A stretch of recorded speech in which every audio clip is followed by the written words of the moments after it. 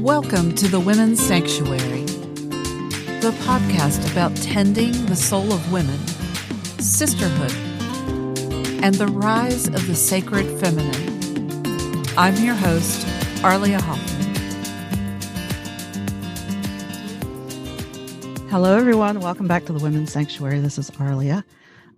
Here we are, 2021 in season 2, and I'm thrilled to have you with us.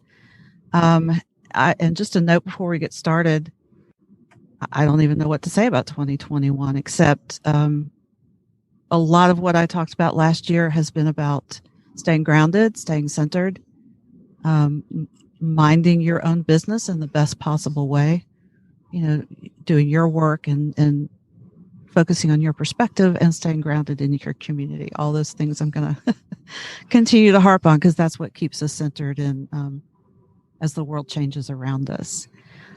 And so to that end, one of the guests I have today is a woman who has really crafted her own life to her own liking and built her life, according to her own dreams. And that's what we love hearing about here at the Women's Sanctuary. Her name is Molly Mandelberg, and she is the founder of Wild Hearts Rise Up and creator of Your Money Machine, the wild woman's approach to a heart-centered sales funnel. As a tech-savvy strategist, Molly supports coaches, healers, and emerging thought leaders to expand their outreach so they can connect with more people and make more money with less time spent. With a heart of a writer and the brain of an engineer, Molly is uniquely qualified to support her people to not only connect the dots and tackle the tech, but also to craft their deep work into inspiring content and hot copy. She is known for taking the overwhelm out of big, exciting projects so that they can be birthed into the world and received by those who need them. Hi, Molly. Welcome. Hi. Thank you for having me. It's good to see you. You too. I love this, with the heart of a writer and the brain of an engineer. In some small and slightly different way, I identify as a kind of a bridge between the people who have vision and the people who can make it happen. Mm-hmm. And that kind of sounds like a role that you fill. Definitely. Yeah. I found, I started my business as a hypnotherapist, and I was very much in the healing world and transforming my own life with all the tools that I was learning. And then after a while, I was geeking out so much on the tactical side of business that I found a lot of the people I was in community with, while they were brilliant healers and leaders and facilitators and guides, they didn't have the technology acumen or the, way to craft their message into something that was compelling. So I actually just started letting my friends hire me, and it's a beautiful unfolding. It's my business has just taken off over the last 5 or 6 years because I bridged that world. I bridged between, like you said, the more heart-centered and the more brilliant mind with how do we actually get that out into the world so that people can actually discover it and receive it and make use of it. So it's been fun. It serves a lot of my own personal desires for expression of like, how do we make this smart? How do we make it strategic? How do we make it systemized and downstream and easy and effortless as much as possible? And how do we also make it desirable and connect to the people who really want to see it and find it? Absolutely. And it's all about getting the message out there and connecting to the people whoever the business person wants to serve. Exactly. Yeah. I am intrigued by, now what I didn't mention is that you have a podcast called Tactical Magic, which I think is a brilliant name, but I also love Wild Hearts Rise Up. Where did that name come from? So when I started my business doing hypnotherapy, it was called Full Spectrum Hypnotherapy because I was so into all the different ways that the hypnotherapy could help people. Let's do it all, right? Yeah. And it's good for everything. So of course, everybody should try it, and we can do whatever you want to work on. And I'm not going to ever tell somebody that they must choose a niche, but my use of hypnotherapy was also my desire to not close my aperture and niche down. And I found that that meant I was hanging out with, when you run a business that's serving an audience, you're hanging out with those people every day. And if you don't get specific on who you want to hang out with, you're going to end up having conversations that maybe don't light you up quite as much. So as I started changing the focus of my business and getting more specific and dropping the hypnotherapy for the most part, I found I wanted to be really clear on who I wanted to be stuck in a room with for the next 3 to 5 to lifetime number of years.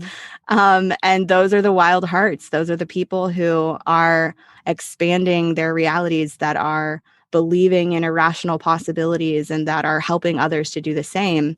And so what do those wild hearts need to do in this day and age is rise up. And so it was me dorking out on wordsmithing and brainstorming all the words I'd want to put together, and Wild Hearts Rise Up is what came out of that. And luckily, I know sometimes we brand ourselves for our business, and then we wonder, can this new project even go under that umbrella, or does it need to be a whole new website or a whole new thing? I found that choosing Wild Hearts Rise Up became not just my message, but also my life. And so I get to put my podcast under that umbrella really easily. And I travel full time in a Sprinter van that I converted into my own tiny home on wheels. And that van life content goes under Wild Hearts Rise Up so easily. So it just became this overarching umbrella of who I am and who I serve and what I desire me and my people to do, which is rise up and expand beyond our limitations and show up in the world so that other people can find us and be inspired to grow and evolve as well. Love it. Love it. Yeah. Love it. Love it. So let's talk about, it sounds like you are living your dream. I would say in many ways I'm living my dream. And yes, there are still more echelons of expansion that I aspire to. But yeah, this is a dream that I had, that I built, and now get to live. Definitely. That's fantastic. Let's talk about the people you work with and their dreams, and what it's like to support them in, you said something earlier about irrational possibilities. Yeah. I love that. Yeah. So how does that work with the people you work with? Yeah, definitely. So I mostly work with coaches and holistic practitioners, healers, people who trade in wisdom and guidance. So I don't work that much with people who are selling tangible products, although I have an Oracle deck that I've created that's on my website if anybody wants to check it out.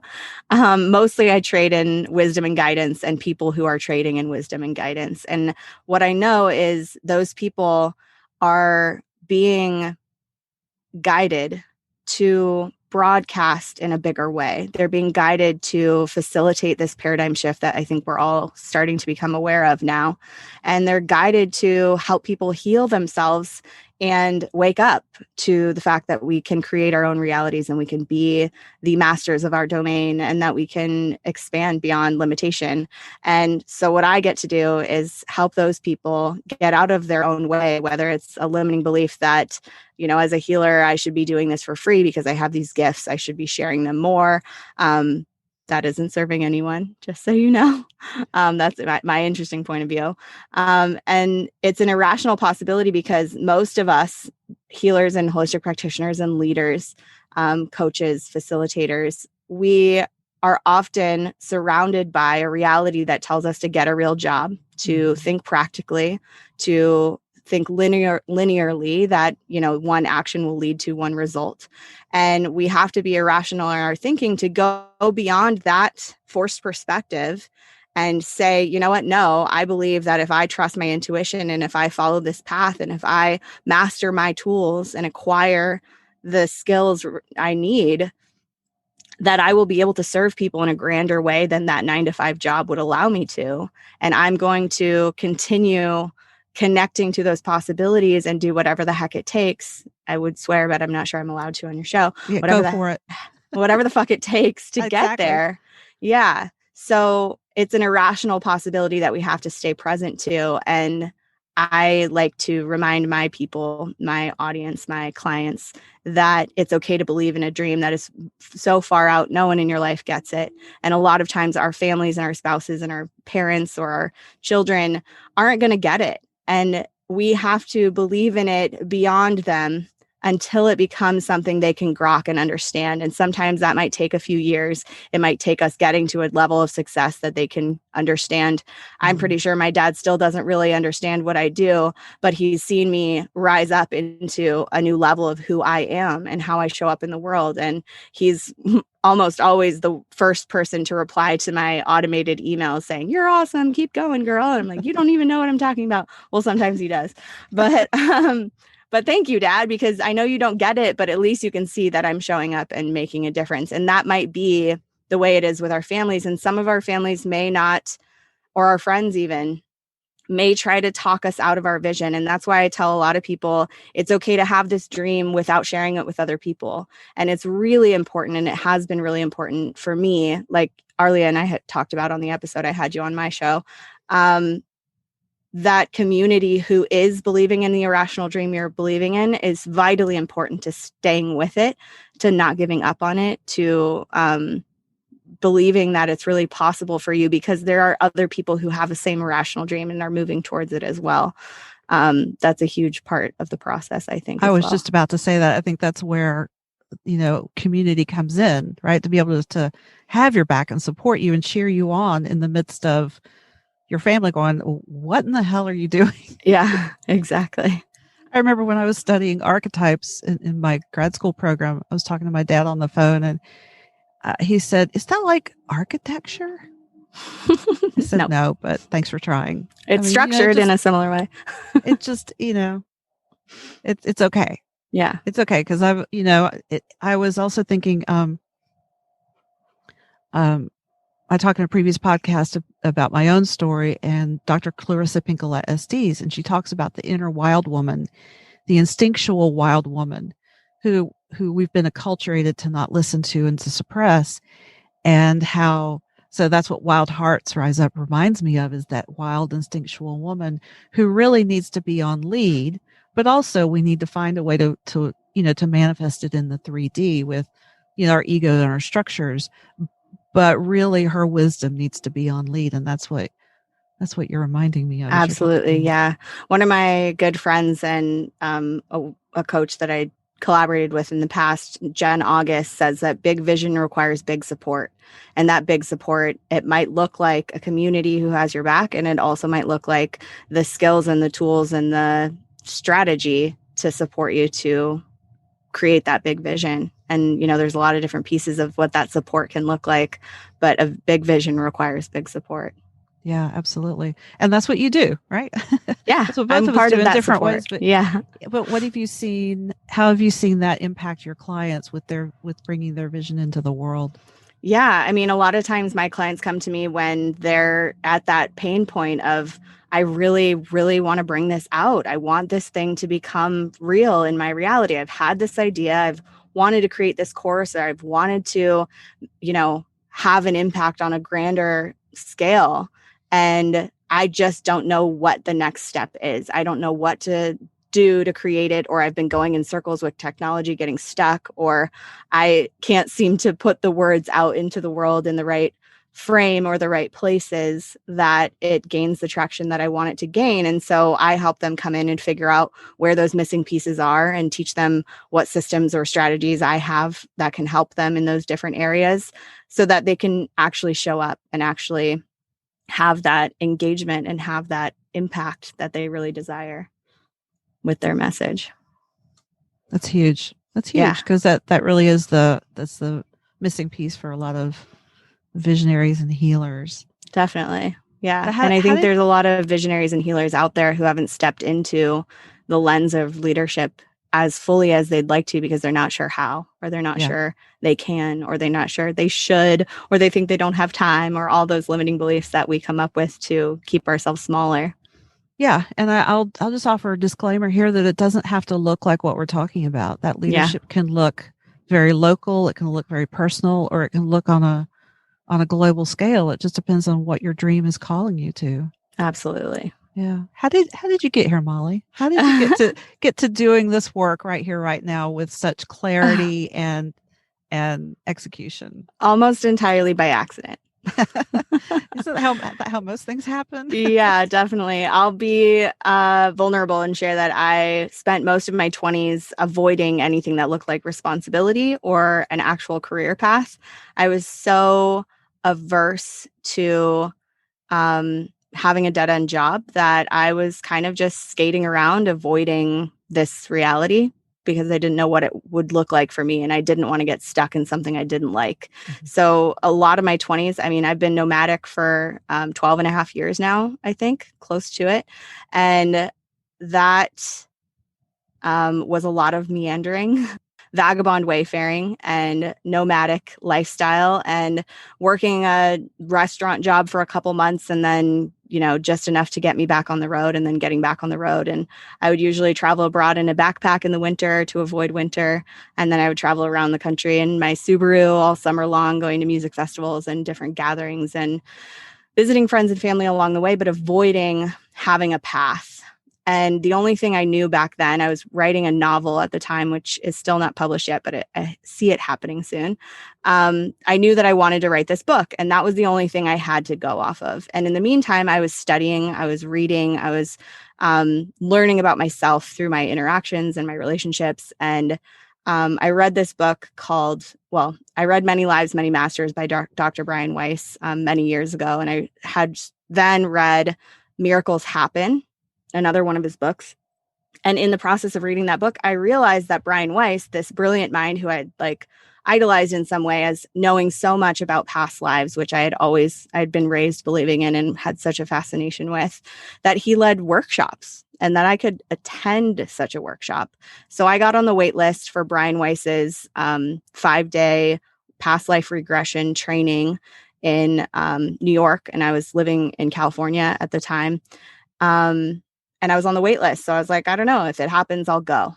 And lo and behold, I got pulled off the wait list and had to come up with $1,000 to pay for the class in order to secure my spot on the wait list. Had no idea how I was going to fly there. I was not in a financial abundance place at the time and managed to make good tips. Somebody showed up out of my past, out of nowhere, having owed me $500 and paid me and managed to make that payment within a week. So synchronicity of events, I started to listen to that tap on my shoulder saying, hey, there's something else you could be exploring here. Started to listen to that call. The universe started to show up to support the steps that seemed to be flowing in front of me. I attended that 5-day workshop. It led me to desire more hypnotherapy training. So I went and took an intensive course in hypnotherapy. I was still living in California in a tiny 350 square foot apartment with my boyfriend at the time. It was very much his apartment that I was just hanging out and living with him. But I had nowhere to practice these tools. There was just no way in that tiny apartment, even if he worked all day long, that I was going to bring someone in and practice hypnotherapy on them there. So I was out for a walk a few weeks after my hypnotherapy certification had finished. And I saw a sign for office space that was for lease. And the blank spot on the sign was office number 4. And that's my lucky number. So I thought, I'll just go and see. I walked in the front door. There was no receptionist. So I went and knocked on door number 4 and no one answered. And I opened the door to this office and immediately had one of those moments of knowing of this is a place where some of my life's work will be done. Wow. And I had no idea. It gives me chills to talk about it now, but I had no idea what that meant or what that was going to look like, but I knew that I had to follow it. So from the moment of walking through that door, within 11 days, I had leased the office. I had named my business. I had gotten business insurance, a business checking account. I built a website. I had, my boyfriend was so luckily at the time a graphic designer. So he had made my logo and printed me business cards as a gift. Within 11 days, I went from this aimless, like someone exploring skills and practicing some things she was interested in to suddenly being a business owner. And then that whole first year of my business, I had to figure out what that meant for me because I didn't know what being a business owner was. That felt really scary. It was an identity crisis. And I had to do a lot of unpacking and inner work to get out of my own way to say, actually, no, yes, this is something I want to explore. This is someone I want to be. I'm going to now reinvent myself as a person who runs a successful business as a healer after being such an aimless vagabond for so many years.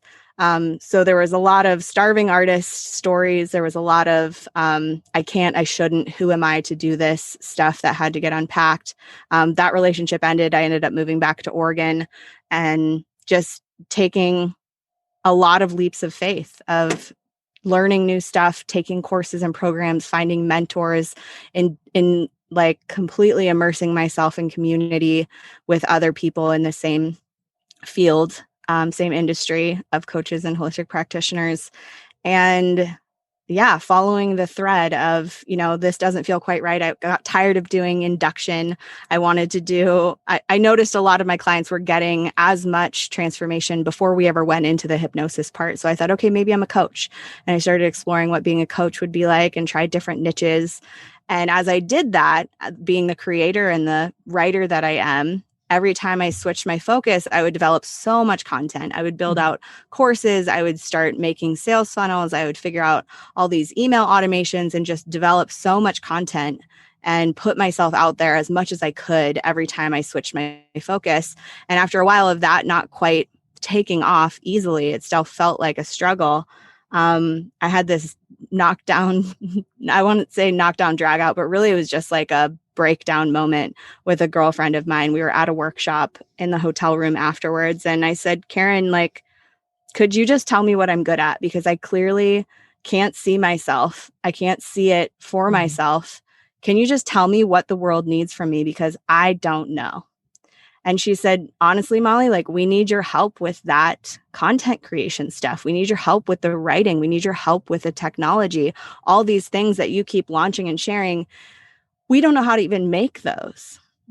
And my first thought was, no one is going to pay me for that. That's the fun stuff. And if you ever hear yourself saying that, please take note of what you're talking about, because that might be your thing. And she said, no, we can't. It's not fun for anyone but you. So why don't you help us? So I had won some little game at this workshop, and I had the opportunity to speak and give a 12-minute talk the next day. And suddenly this room of people that I was going to be speaking to were all my ideal clients, because I had switched my focus to, I'm going to help coaches and healers talk about what they do and systemize their business so that it functions better and that they can share their work on a grander scale. Rewrote my talk overnight, gave my talk, made a little offer for a $97 session. I had had a lot of 0 months in my business up to there. I was in this really kind of desperate place financially.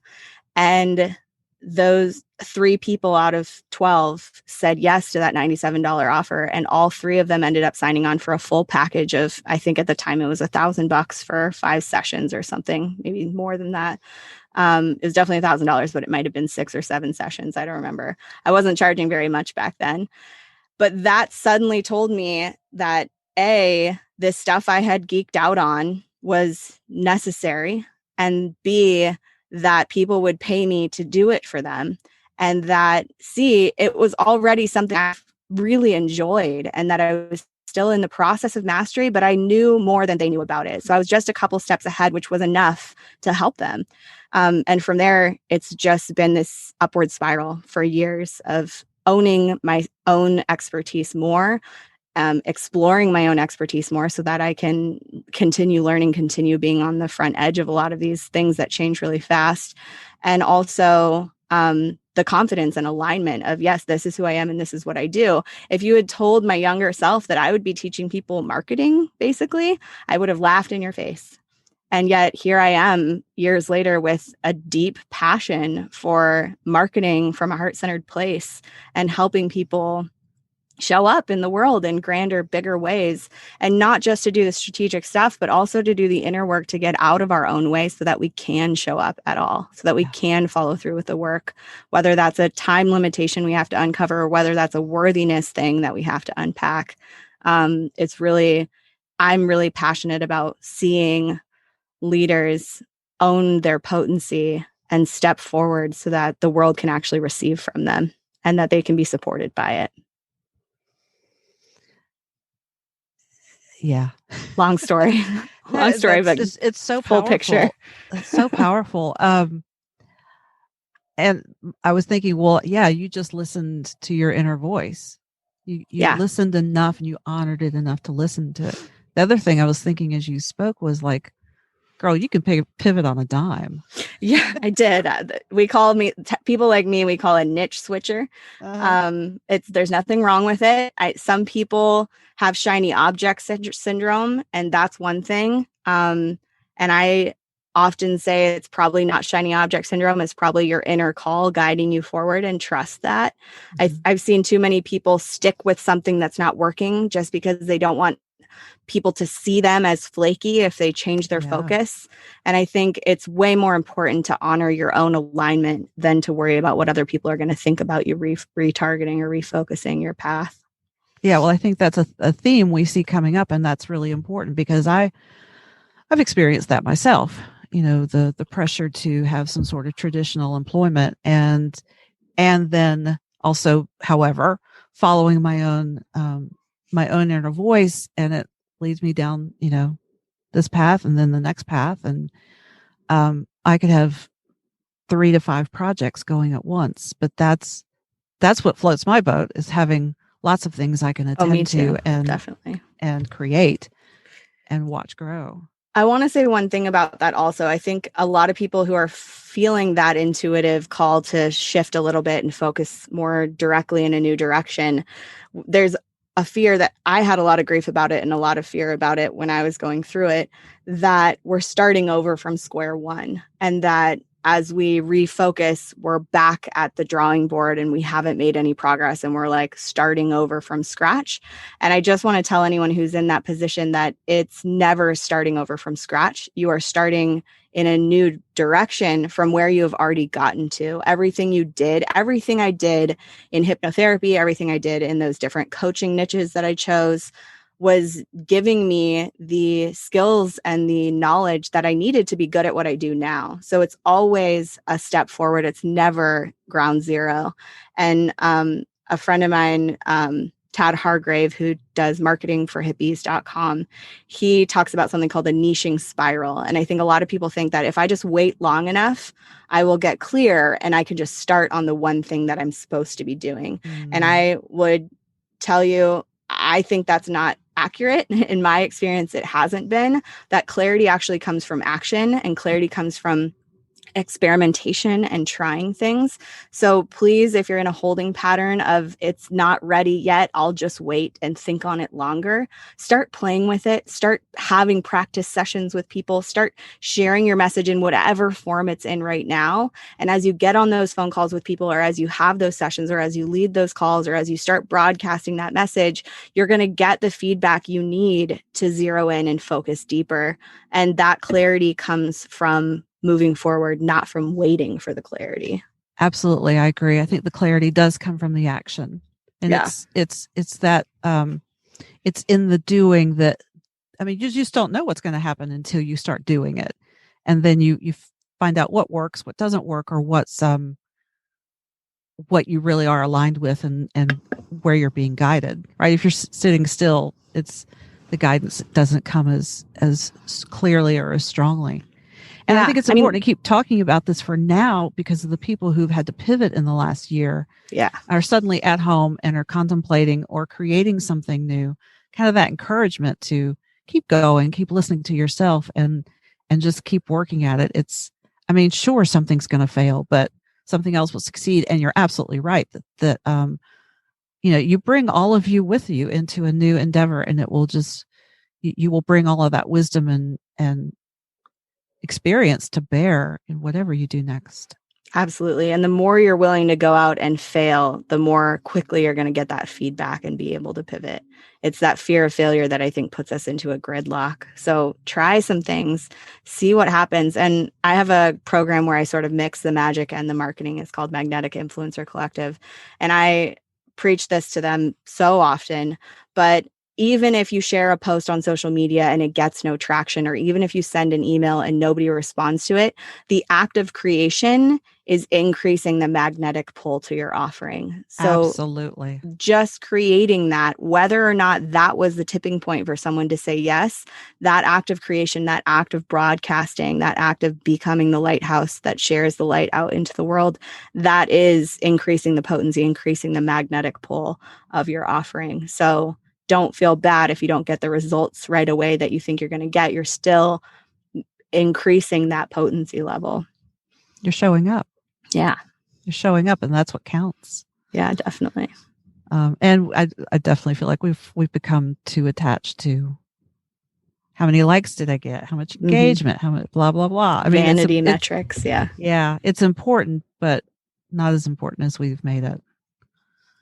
Because once you start showing up, the right people will see it. Yeah. And they may never have commented. They may be coming out of the woodwork like, I've been following you for years. And it's like, I didn't even know your name. It's like, well, okay. I mean, how many times have you had that happen? I've had some people say, like, I don't know, I got a comment or a question in chat recently from someone I barely knew who clearly was following my work. And you know, you just don't know who's out there. You don't know who's paying attention. Yeah. And so you're making a difference even if those vanity metrics don't prove that to you. Yeah. Yeah.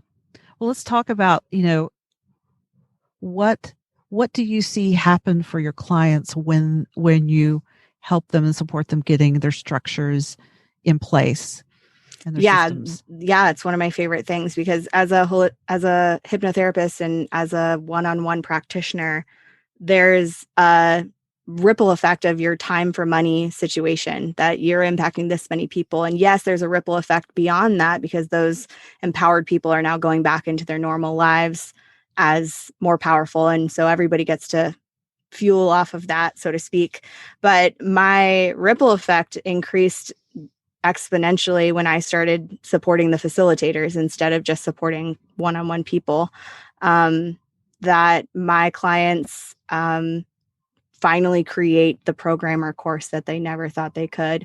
They finally start having raving fans on their email list instead of people who can't remember who they are. They have, you know, they launch programs successfully for the first time. This has been a really hard year for a lot of people, especially people who are only seeing people face to face, who then had to pivot to doing stuff online. But I've seen my clients have more success in this past year with income generation and actual results happening from their business, from their launches being successful, because so many more people right now are willing to learn online, are willing to show up to things because they have more free time. They don't have as much obligation or stuff to go and do. So yeah, financial freedom. Most of them report a sense of finally getting it, understanding what the next step for them to do is, knowing how the pieces of their business are working together so that they know where to put their energy and where to focus their time and attention when it comes time to create something new or when it comes time to follow up after something happened. That sense of calm that I know what to do next. That's one of the things that I love hearing the most from my clients is I was so overwhelmed. I felt like I was going in circles, and now I know exactly how to do this, how to show up, and how to share my work. That's fantastic. Yeah, I actually experienced that myself when I moved into a particular niche that I knew a good bit about, but you know, you have to just dive in. And of course, those first couple of times that I did it, it was overwhelming and, you know, panic inducing. Yeah. And then after that, it's like, okay, now I get it. Now I understand what to do. And it's sometimes it's trial by fire, but that's how you learn. That's how you learn. Definitely. That's how I learned for sure. I have thoroughly enjoyed this conversation. What's next for you? What's going on for you right now? Yeah, thank you for asking. I actually am launching another podcast. Tactical Magic will still be around, but I'm launching a really fun new podcast called Reveal the Game of Life. And this is January 2021. So it will hopefully be launched by the end of January. If you're listening to this after that, you can just search for Reveal the Game of Life. And that is me and my good buddy, Chris Tomaso, having just really deep conversations about consciousness and how to play the game of life in this reality full out, how to recognize that we're part of the matrix and start using this matrix to our advantage so that life becomes more about play and less about struggle. Love that. I can't wait to hear that. It's really fun. I'm recording 3 more episodes after this call right now. So I highly recommend it. I'm getting a lot out of just hosting it and having these conversations. And I know that people will hopefully get the same hit of energy from it too. And then, of course, my next 6-month program starts at the beginning of February, which is Magnetic Influencer Collective. And that's a 6-month program which mixes home study courses. So there's a ton of content to dive into as far as growing your business, growing your list, growing your reach, building content. And then it's also a group program where there's 12 calls, 12 90-minute calls where we check in and we deep dive and do some inner work and outer strategic work as well on every call. And that creates that accountability and support and community aspect. And then the program also includes 5 one-on-one hours with me so people can get my nitty-gritty attention on their copy or on their blocks or on their marketing. And yeah, it's my most fun thing because it bridges, for me, facilitating the magic side of things and the intuitive aspects of our businesses with all the strategy and marketing and copywriting and content like that. And that's starting on February 2nd. Excellent. So if I'm going to ask you for your contact info in just a minute, but I have one more question, and that is, if you could leave a struggling entrepreneur in January 2021 with one nugget of wisdom, what would it be? Don't give up. Keep going.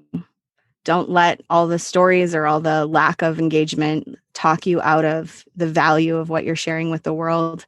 Find the support, find the accountability, create the community if that's what you have to do. But find the people who will have your back and who will witness you and see you as the person you're becoming rather than the person they know you to be. And don't give up. Do whatever the fuck it takes to make your dream a reality. And with that conviction, it happens a lot faster than you think it will too. Absolutely. Absolutely. Yeah. That's fantastic. Thank you. So how can people get a hold of you? Yeah, the best way to find me is at wildheartsriseup.com. If you want more of my daily inspiration and wisdom and some views of my van life adventures, you can follow me on Instagram at wild_1. That's ONE_rising. That's also linked from the van life tab on my website. But yeah, everything is there. I have a really fun, speaking of archetypes, I have a really fun tarot archetype quiz that will tell you what level of thought leadership you're at right now. And that is also on the website, wildheartsriseup.com. And then the oracle cards, I saw those on your website. They look fantastic. Yeah, those are on there too. And I did all the art, and the guidebook is all written by me too. What can't you do? That's a great question. What can't I do? I can do anything. And there are things that I haven't done yet that I'd like to. And if you can't, you can find somebody who can, right? That's right. Yeah. Molly, it's been a pleasure to have you. Thank you so much for being here. Thank you so much for having me. I really love this conversation. And thank you everyone out there for listening. Thank you so much. Well, this does it for us today. You can find the Women's Sanctuary wherever you find your podcast, or you can also find it at thewomenssanctuary.com. Feel free to check that out and send me a message if you have any questions. This has been it for us today. Thanks to Molly and I. Thank you for being here, and we will see you again next time here on the Women's Sanctuary.